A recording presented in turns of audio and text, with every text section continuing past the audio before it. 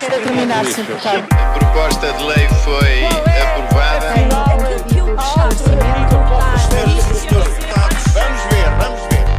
Vamos ver. Existe um consenso largado sobre isso. Faz favor. As consequências do espaço desta nossa Assembleia, chamada Passos Perdidos. Bem-vindas e bem-vindos ao Passos Perdidos, uma visita aos corredores do poder, onde se escrutina o trabalho dos representantes. Passos Perdidos é um novo programa do É Apenas Fumaça, em parceria com o portal Hemiciclo, um espaço que visa aproximar os cidadãos da democracia e de uma das suas mais importantes instituições, a Assembleia da República. Todos os meses atravessamos a sala dos Passos Perdidos, o corredor mais visto do Parlamento, onde se cruzam políticos, assessores e jornalistas, para questionar as decisões de deputadas e deputados. O nosso convidado de hoje é Ricardo Batista Leite, médico com formação específica em doenças infecciosas e professor universitário, 38 anos, deputado do Partido Social Democrata, foi eleito pelo Círculo de Lisboa em 2015.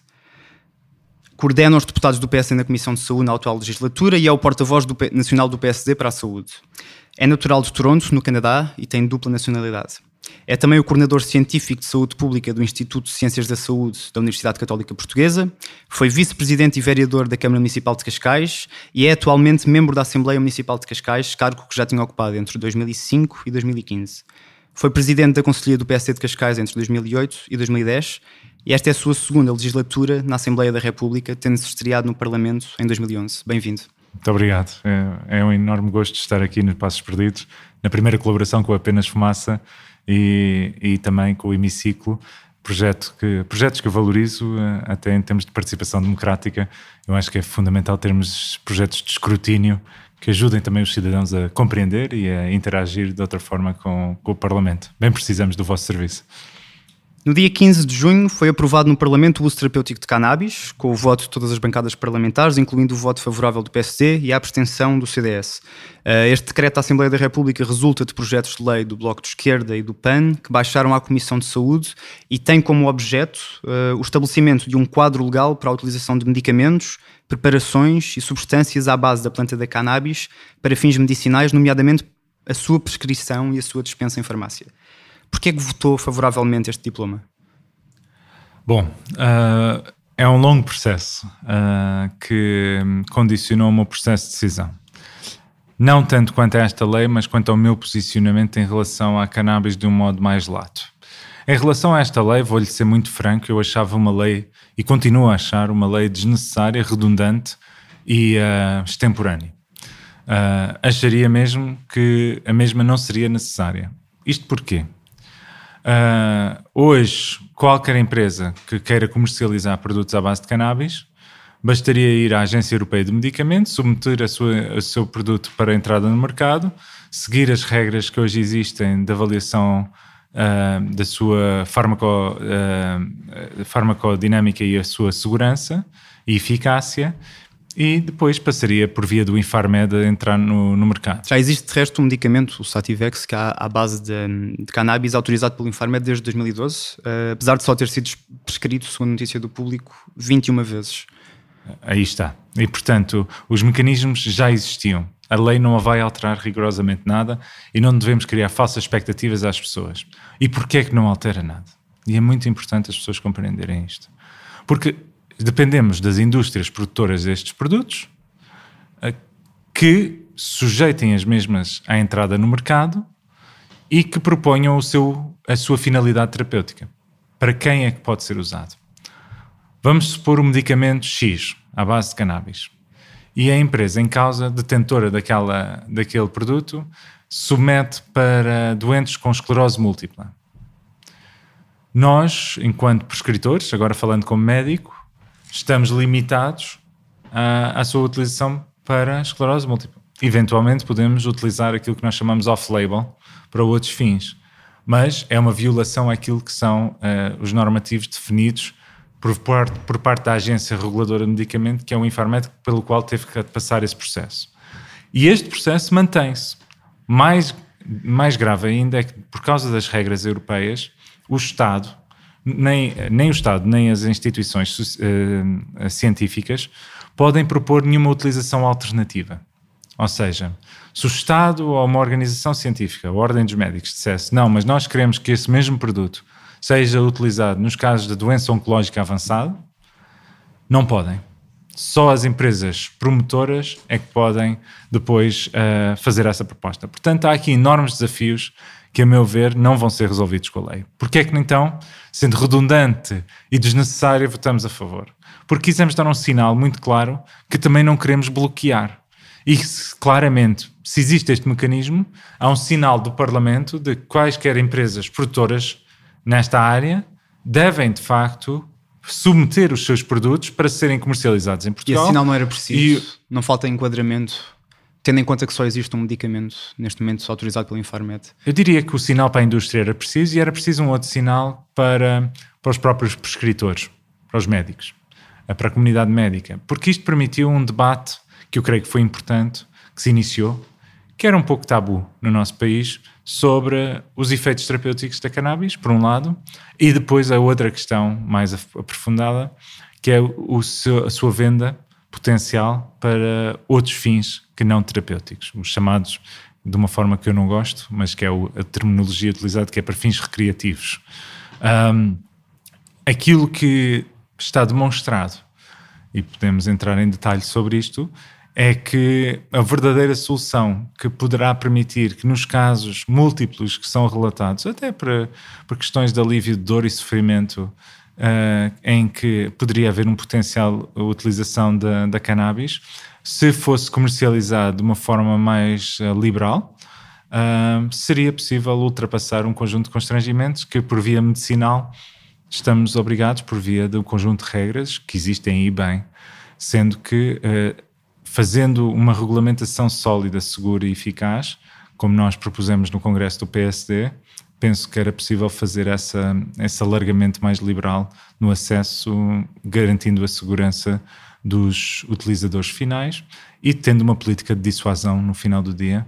O objetivo final é que as pessoas não consumam, mas se consumirem, que seja em condições de segurança. Mas para que fique claro, a aprovação de medicamentos à base da cannabis não precisava da aprovação deste diploma? Não precisava de nada. E, portanto, é um sinal que o Parlamento dá que reforça, se ler a proposta, reforça o poder do Infarmed, que já o tinha. E, portanto, a própria Presidente do Infarmed, a professora Maria do Céu Machado, foi taxativa a dizer isto. As empresas que apareçam. E, portanto... Mas considera que foi um sinal importante para que apareçam, de facto? O sinal mais importante foi garantir que os partidos se alinharam numa posição única. Também se alinharam com um nível de concordância alargado relativamente à proibição do autocultivo, que eu creio que poderia levantar um conjunto de outros riscos que se conseguiu evitar. E, portanto, garantimos aqui que o procedimento como produto médico seja seguir todos os normativos da Agência Reguladora do Medicamento, que é o Infarmed. A partir daqui, creio que estão reunidas as condições para então iniciarmos o debate que devia ter começado e que eu penso que o PSD liderou por via da moção que apresentei com o meu colega André Almeida no Congresso, que é agora sim começarmos o debate mais alargado fora do partido sobre a utilização recreativa ou alargada ou liberal da cannabis. Pegando se calhar na questão do autocultivo, que agora referia, isto era algo que constava do texto original que baixou à Comissão de Saúde e que depois foi retirado. Portanto, o Bloco de Esquerda e o PAN queriam incluir o autocultivo no texto final. Moisés Ferreira, deputado do Bloco de Esquerda, alegava razões de acessibilidade à terapêutica para a inclusão desta possibilidade. A verdade é que saiu do texto de substituição, aquele que foi depois aprovado na votação no Parlamento. Aquilo que eu pergunto é, o que é isto do autocultivo e qual é que é a posição do Partido Social Democrata? O partido, como eu disse, é contra. E o autocultivo é, no fundo, a pessoa germinar as plantas em casa e para o seu consumo ou para consumo dentro da sua comunidade.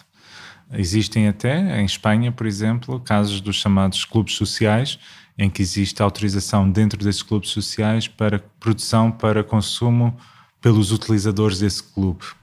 Ora, aquilo que o PSD defendeu por via da aprovação da moção no Congresso é uma regulamentação de toda a rede, de toda a cadeia de valor da cannabis, desde a produção, distribuição e venda.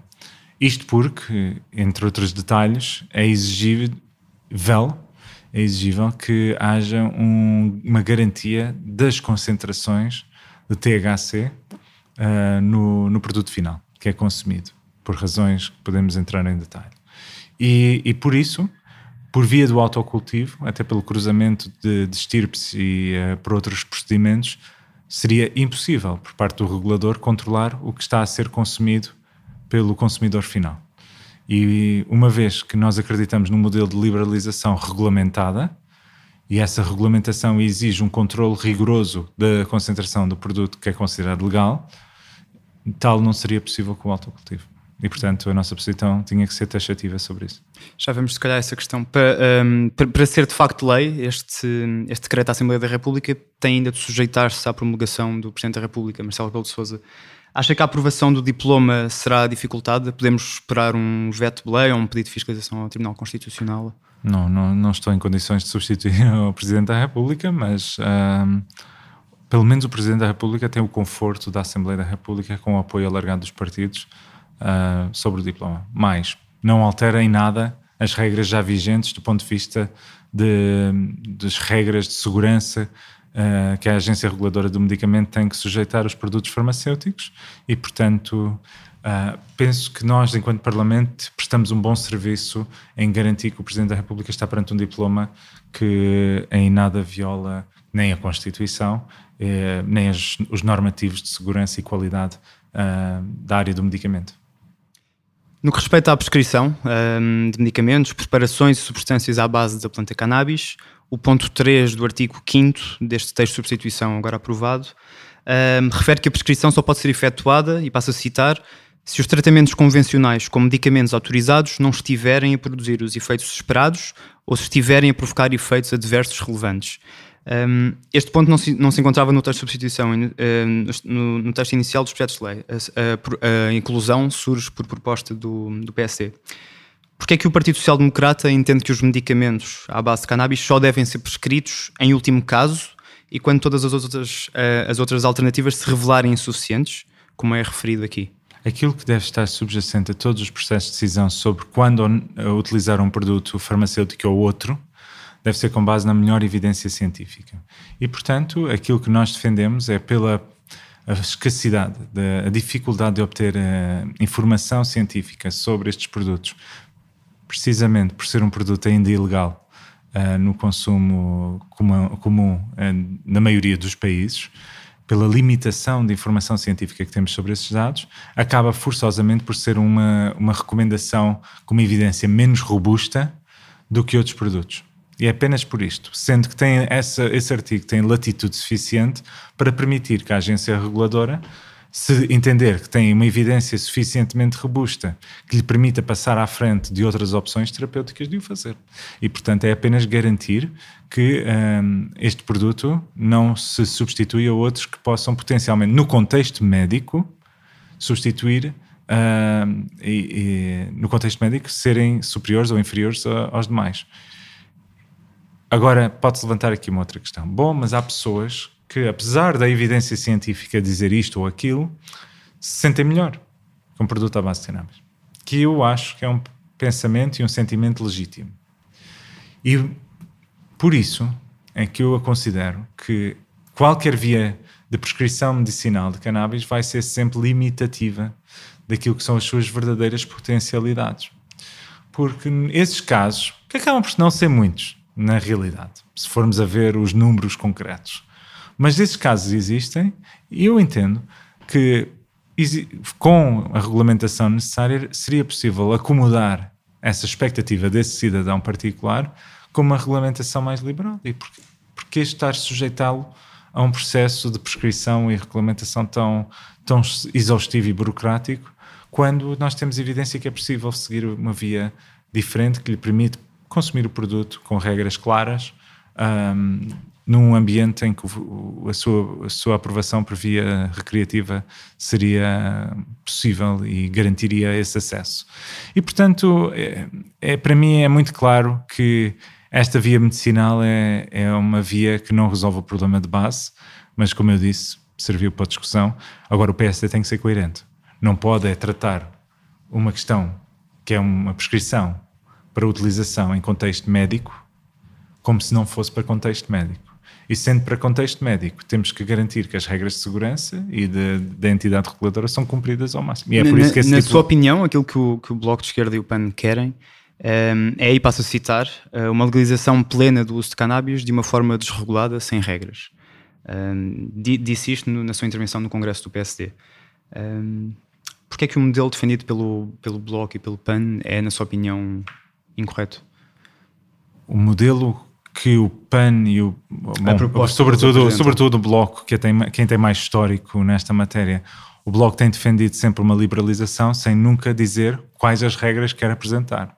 E mesmo num contexto em que a proposta efetiva em que apresenta é uma proposta para uso medicinal em que inclui o autocultivo, para mim é uma proposta sem regras e, portanto, permite um consumo não controlado, não regulamentado.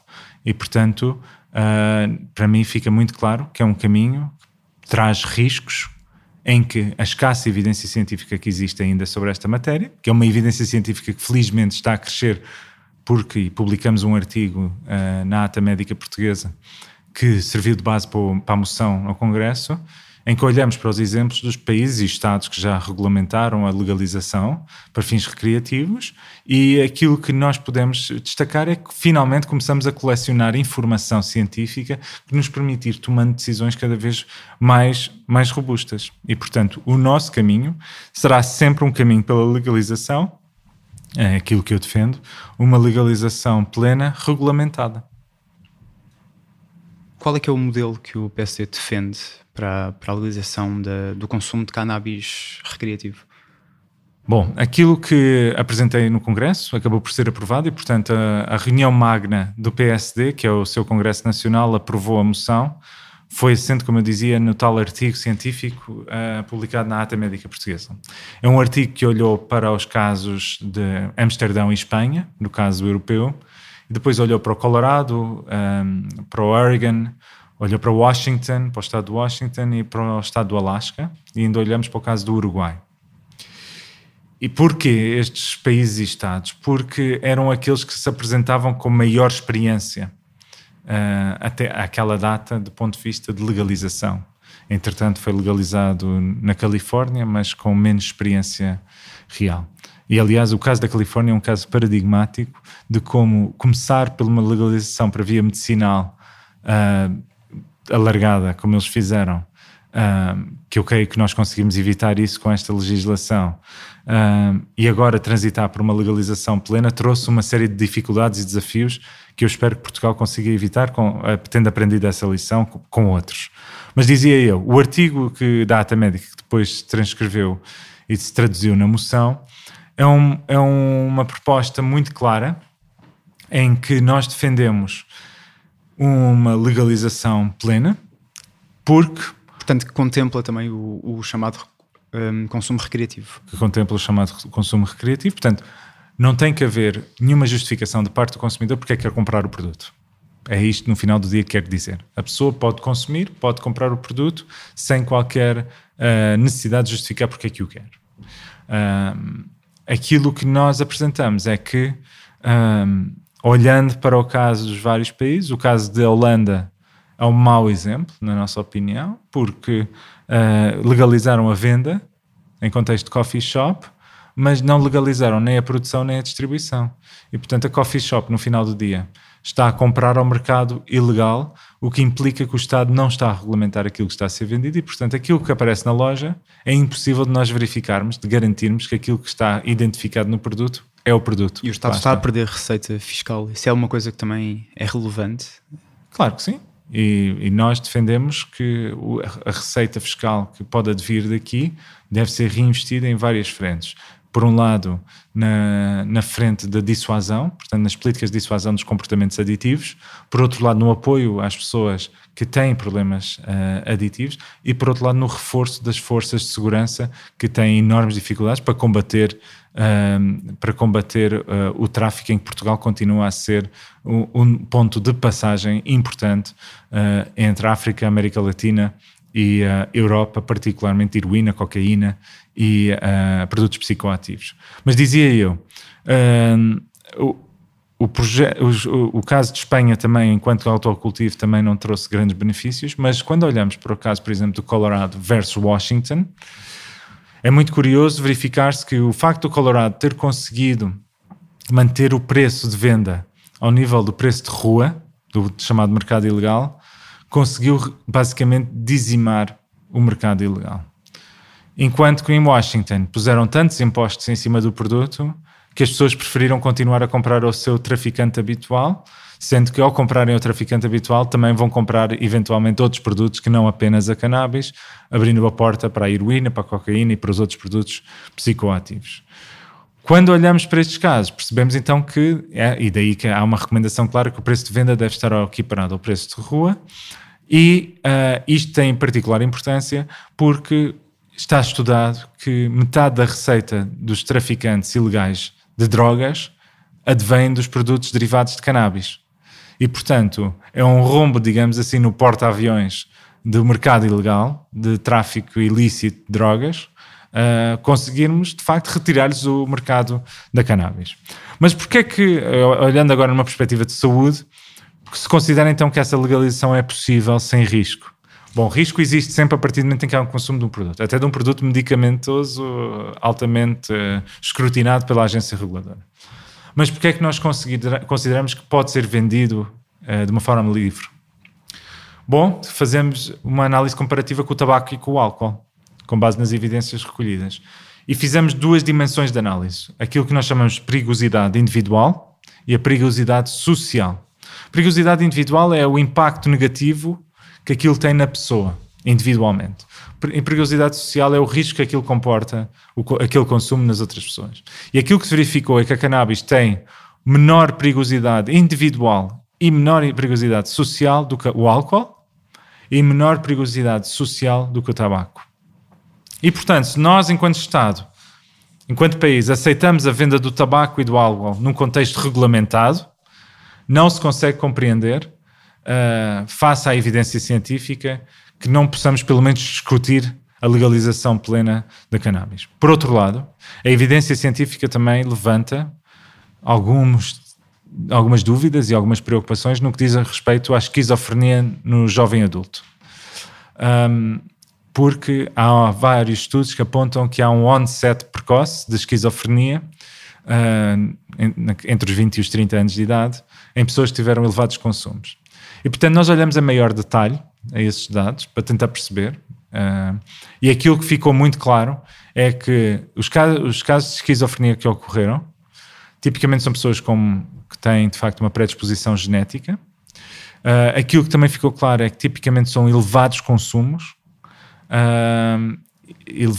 de produto de elevada quantidade e de elevada concentração, de THC, e tipicamente antes dos 18, 19, 20 anos. E por isso, nós então discutimos internamente, antes de publicar o estudo, e chegamos à conclusão que seria importante garantir um teto de concentração de THC, garantir que há uma idade mínima de consumo, 21 anos de idade.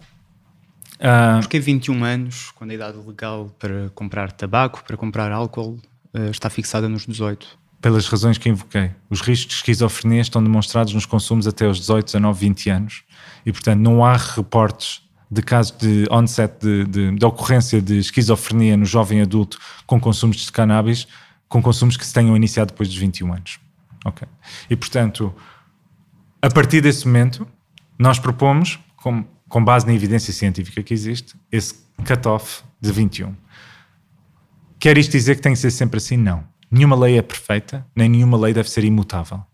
Aquilo que nós defendemos também é que parte do financiamento, que me esqueci de dizer há pouco, da receita fiscal, seja investido na recolha contínua de dados de todas as pessoas que são consumidoras. Porque isso vai nos ajudar, juntamente com os outros países, a compreender cada vez mais os efeitos desta droga e dos seus derivados, e compreendendo melhor os seus efeitos. Eventualmente poderemos chegar à conclusão que a barreira dos 18 anos é seguro. Quando a evidência científica nos disser isso, nós não temos nenhum preconceito em baixar para os 18. Portanto, a única razão é porque aquilo que a evidência nos diz hoje é porque há riscos se nós baixarmos o patamar eventualmente, com mais evidência, podemos mudar de posição. Pegando se calhar na questão do álcool e da cannabis, há alguns números que são interessantes se calhar falar, que em 2014 o Estado arrecadou 176 milhões de euros com o imposto sobre o álcool e as bebidas espirituosas, e um artigo científico de 2015 do National Institutes of Health, os Institutos Nacionais de Saúde dos Estados Unidos da América, conclui, e passo a citar, que os riscos da cannabis podem ter sido subestimados no passado. Em contraste, os riscos postos pelo álcool parecem ter sido claramente subestimados. É um bocadinho hipócrita falar...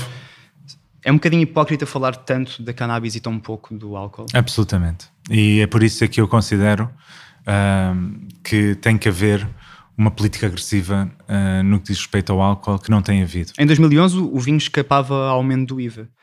O mesmo não acontecia com a eletricidade, que passou de 6% para 23% a 1 de outubro desse mesmo ano. Se é verdade que o memorando da troca impunha a subida da taxa de IVA para a eletricidade, também é verdade que não impunha que ela subisse para o escalão máximo. Isto faz sentido, termos vinho a 6% e eletricidade a 23%? Absolutamente que não. Assim como quando eu fui eleito pela primeira vez em 2011, a idade mínima para consumir álcool neste país era aos 16 anos. Foi uma luta intensa contra interesses instalados para aumentar para os 18, que é a recomendação da Organização Mundial de Saúde, sendo que poderá recordar-se que nós, quando aprovamos a primeira lei para aumentar para os 18, foi só para as chamadas bebidas espirituosas de elevada concentração alcoólica. Foi uma aprovação estapafúrdia, sem base científica, como se o álcool das espirituosas fosse diferente do álcool da cerveja ou do vinho. Não é. É exatamente a mesma coisa. E nós sabemos que em Portugal, grande parte do alcoolismo crónico que existe é à base de cerveja e de vinho.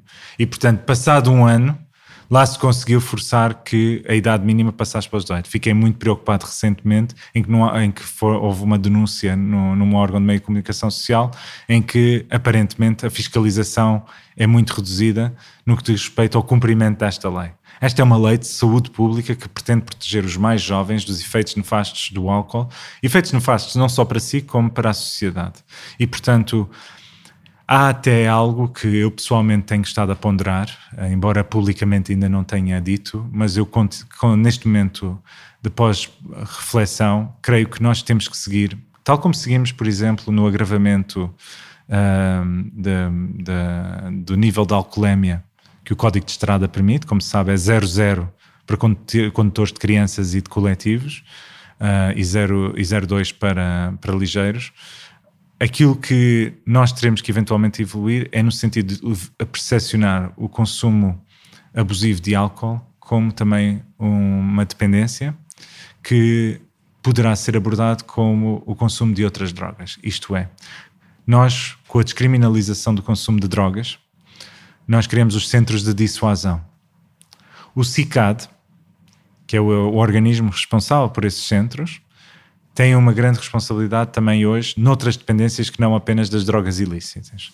Porque é que as pessoas claramente com problemas de álcool, para além de serem orientados para centros de saúde mental, não possam também ter acesso aos centros de dissuasão e serem alvos de processos semelhantes de encaminhamento.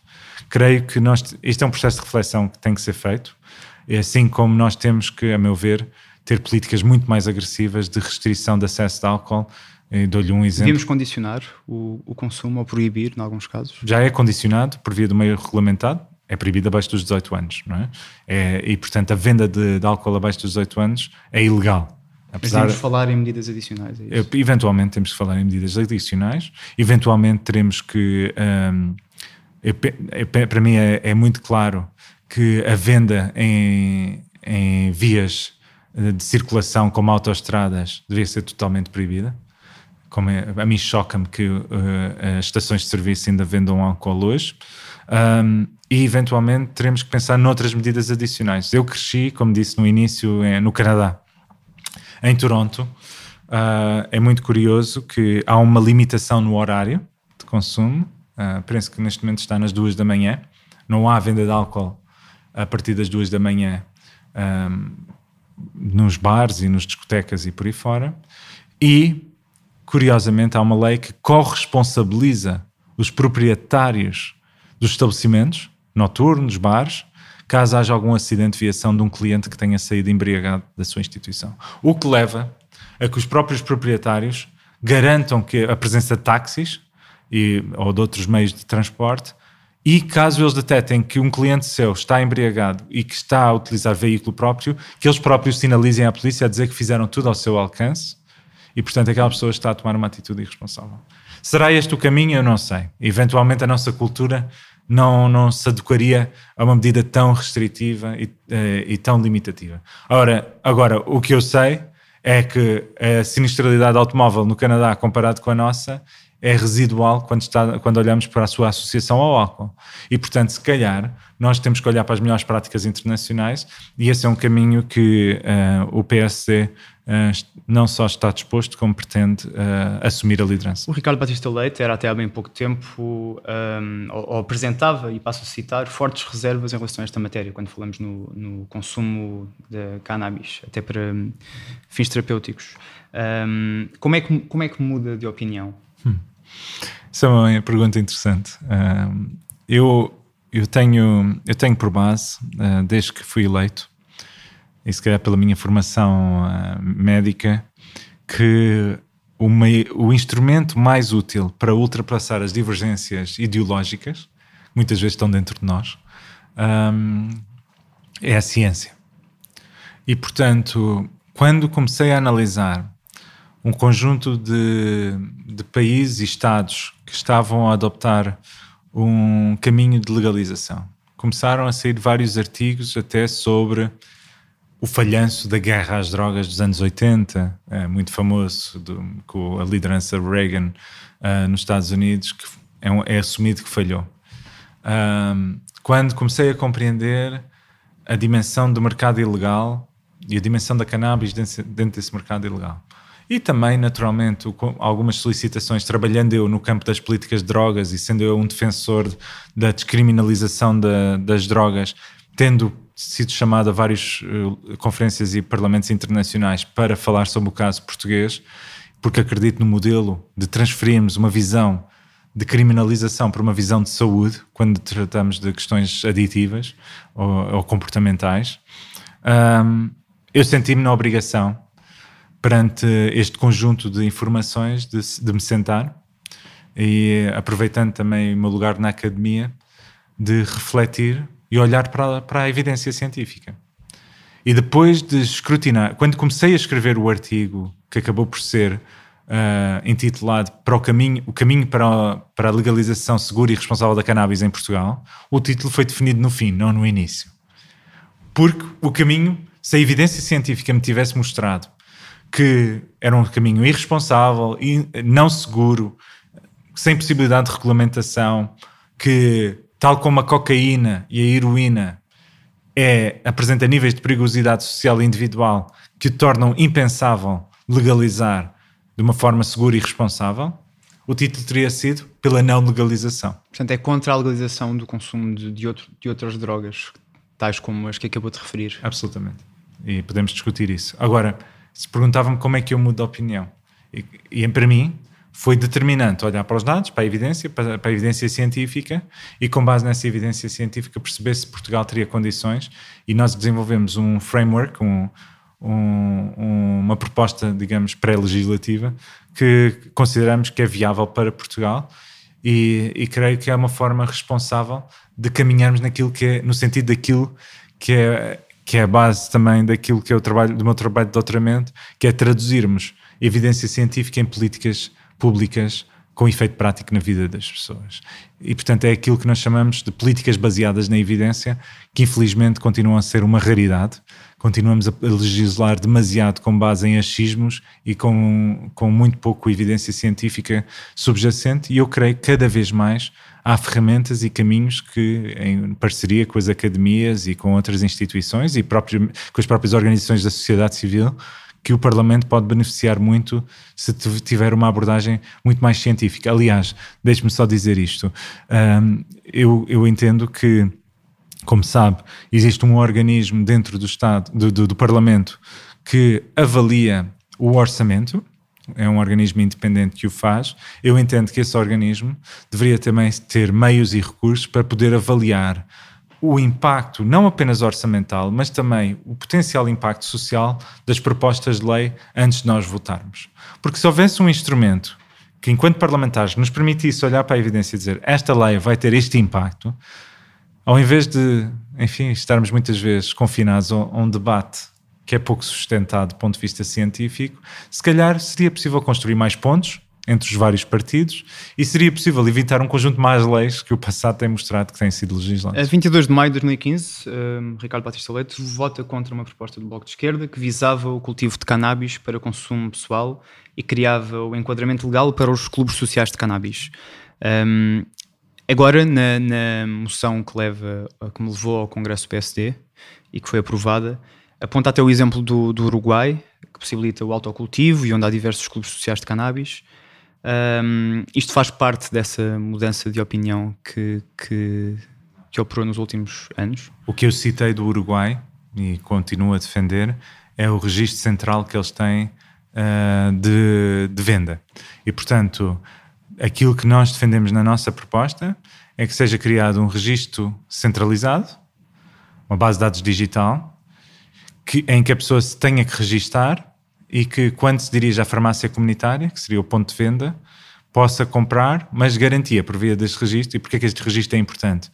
É porque a pessoa vai à farmácia, tem um limite de X que pode comprar, digamos para um consumo de 3 dias ou de uma semana, e não pode comprar mais do que isso. E, portanto, não pode ir à farmácia ao lado e voltar a comprar a mesma quantidade. Faz sentido que o Estado esteja a controlar o que cada pessoa compra e consome. Absolutamente. É a única forma, sinceramente, de o fazer. Não somos necessariamente pela estatização da produção e distribuição.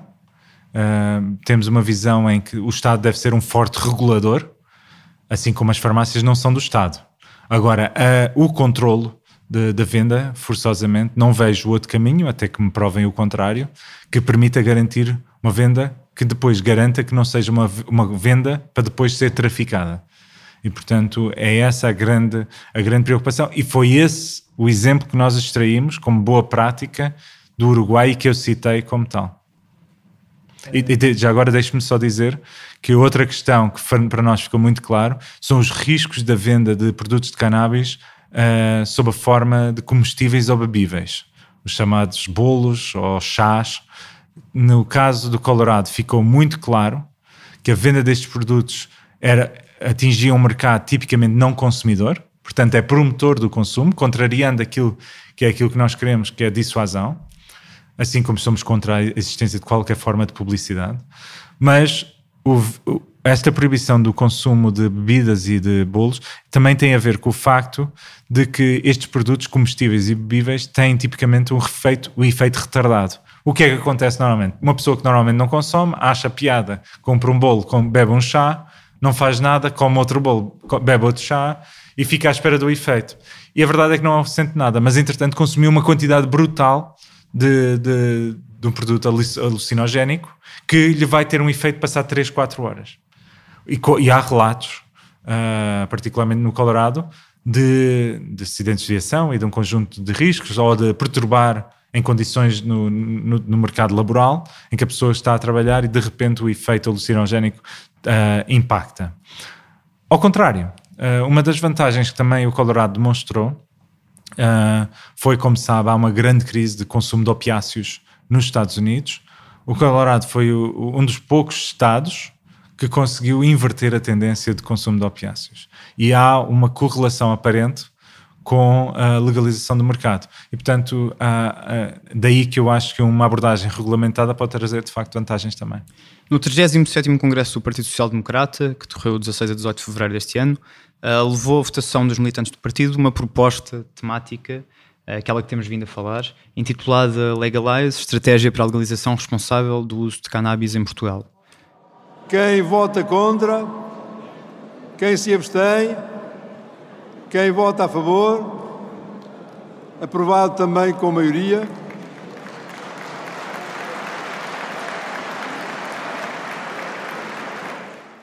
Ouviram-se aplausos.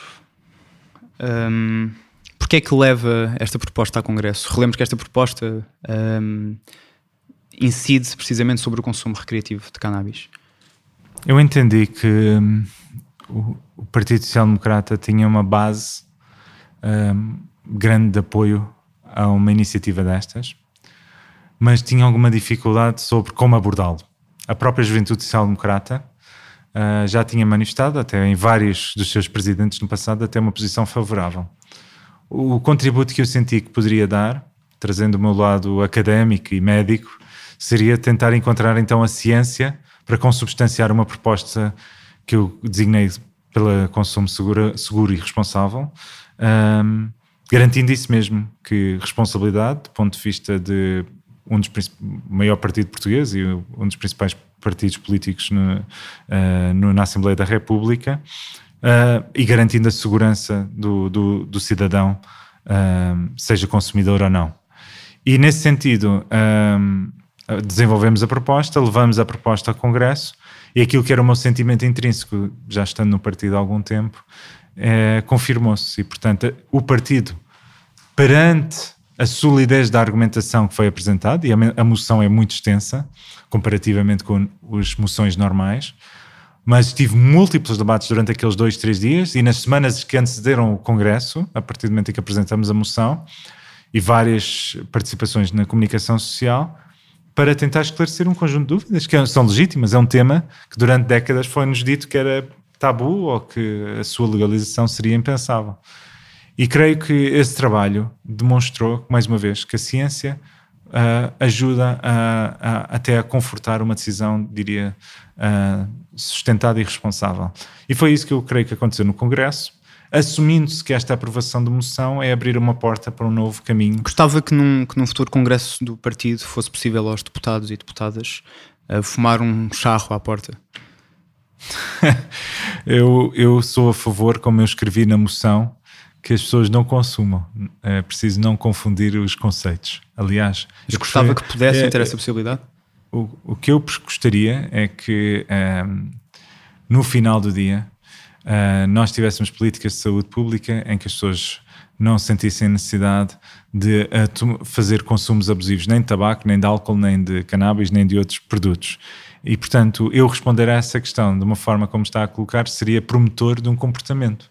E, portanto, não o vou fazer. O que eu vou dizer é que deve haver regras muito claras sobre o consumo e também regras muito claras onde esse consumo deve ser proibido. E, portanto, como é óbvio, num contexto de local de trabalho, num contexto de escolar, num contexto de estabelecimento de saúde e por aí fora, e num contexto de condução, a proibição deve ser absoluta. Esta aprovação acontece num congresso do Partido Social Democrata que fica marcado pela saída da liderança do partido, Pedro Passos Coelho, e da entrada em cena de Rui Rio. Num outro contexto, com Pedro Passos Coelho na liderança há uns anos atrás, teria apresentado esta proposta da mesma maneira? Eu só não o fiz porque não tinha evidência científica à altura. Portanto, o timing para a apresentação é totalmente independente de qualquer ciclo político. Acha que teria sido aprovada se o tivesse feito antes? Se tivesse feito antes, com a quantidade de informação que eu tinha neste momento, eventualmente diria que sim. O problema é que 3-4 anos antes eu não tinha forma de ter acesso à informação científica que serviu de base à proposta. E podemos esperar consequências práticas da aprovação desta moção no Congresso? Ou seja, podemos esperar a apresentação de um projeto de lei no Parlamento de autoria do grupo parlamentar do PSD que vise o consumo recreativo de cannabis? Eu creio que há aqui alguns passos ainda intermédios. Ou seja, o partido já tomou uma posição enquanto base. A direção do partido ainda não se pronunciou sobre isto. Creio que é um caminho que a própria direção do PSD tem que fazer. Mas mais importante do que isso, eu creio que nós escancaramos mesmo a porta para o debate em sociedade. E entrevistas como estas multiplicam-se, debates e conferências dentro e fora do partido também se fazem com cada vez maior frequência. E isto é muito importante, até porque nós não somos dogmáticos na proposta. Nós quisemos fazer a melhor proposta que pudemos com a evidência que tínhamos, com base de quem tem experiência na matéria, quem tem até experiência internacional, podermos juntar essa experiência e construir a melhor lei possível e criar mecanismos para que essa lei possa ser revista de modo a garantir que estamos sempre... E quando é que podemos esperar que isto aconteça? E, portanto, aquilo que eu creio que vai acontecer ao longo do próximo ano é alargar este debate, e eu espero, e não estou em condições de o garantir, mas eu espero que eventualmente possa ser um tema no contexto das eleições. Portanto, vamos ter eleições para o ano, legislativas, para que numa nova legislatura possa haver uma proposta concreta neste sentido. Mas depois da aprovação da submissão do Congresso, não há dúvidas de que o PSD é um partido pró-legalização, ou há? É pró-legalização num contexto regulamentado e responsável e seguro. E, portanto, é preciso distinguir muito bem o que é isto de sermos pela legalização. Porque há várias formas de legalizar. Como sabe, aliás, os vários exemplos de países que eu enunciei, e agora alargaram-se para ainda mais, entretanto, e mesmo dentro dos Estados Unidos há vários modelos, nós acreditamos num modelo regulamentado. Ou seja, há até quem nos acuse de apresentarmos uma proposta que aparentemente é liberal, mas que depois impõe restrições em termos de preço, o que é uma proposta anti-liberal. Ora, nós somos pelo equilíbrio, que garanta a segurança do cidadão e garanta a proteção da sociedade em geral. E creio que esse equilíbrio, de certo modo, está explanado na proposta. O Partido Social Democrata tem um historial no que respeita a votar contra propostas deste tipo. Em 2015 votava contra a proposta apresentada pelo Bloco, o mesmo acontecia em 2013. Mas são propostas que incluíam sempre autocultivo e, portanto, pelas razões que já em 2004 votava contra o projeto de lei, também apresentado pelo Bloco, que visava a prescrição de cannabis para cuidados paliativos nos casos de doença crónica grave e doença terminal. Mas já neste congresso do PSD, este ano, dizia o seguinte acerca desta mesma medida. E é hoje evidente o impacto positivo que a descriminalização do consumo de drogas teve em Portugal. Ao deixarmos de assumir os consumidores de drogas como criminosos, assumindo-os como tendo um problema de saúde, permitiu-nos ter resultados francamente positivos.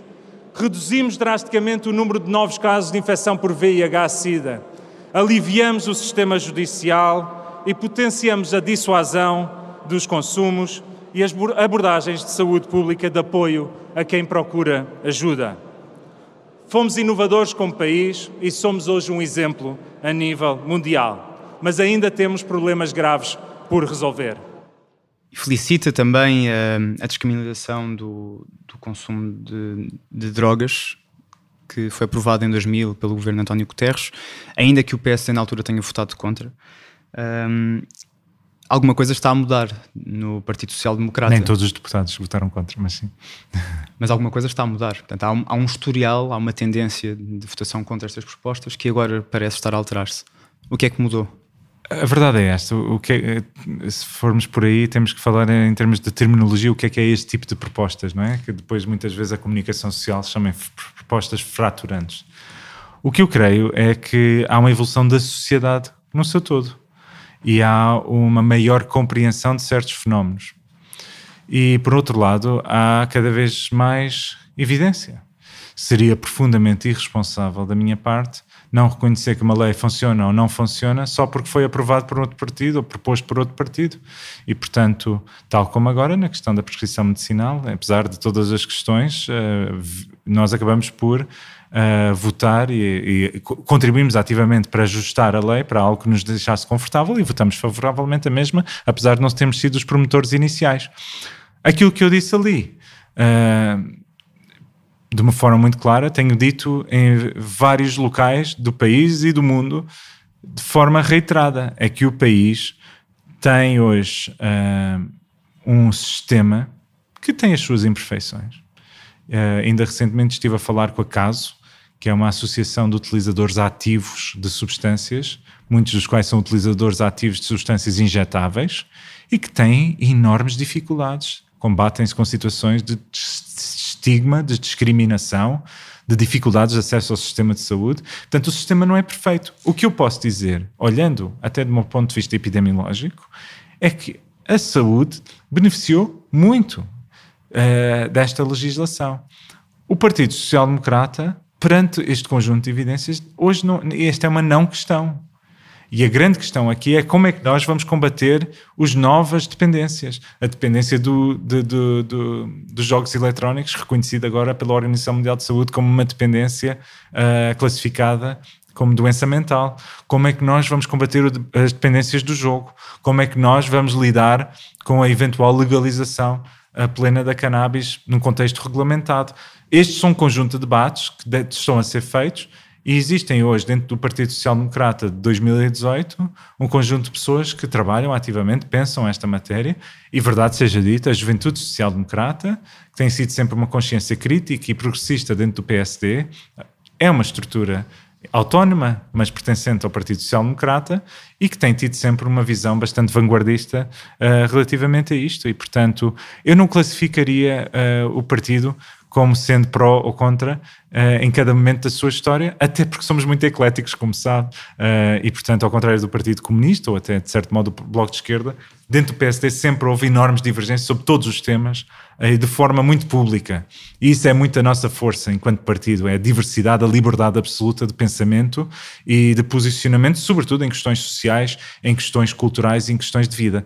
E, portanto, eu creio que o PSD continuará, como tem estado ao longo dos últimos anos, na linha da frente e creio que está na linha da frente, claramente, nesta franca evolução por uma política baseada na evidência que coloca a pessoa no centro da sua ação.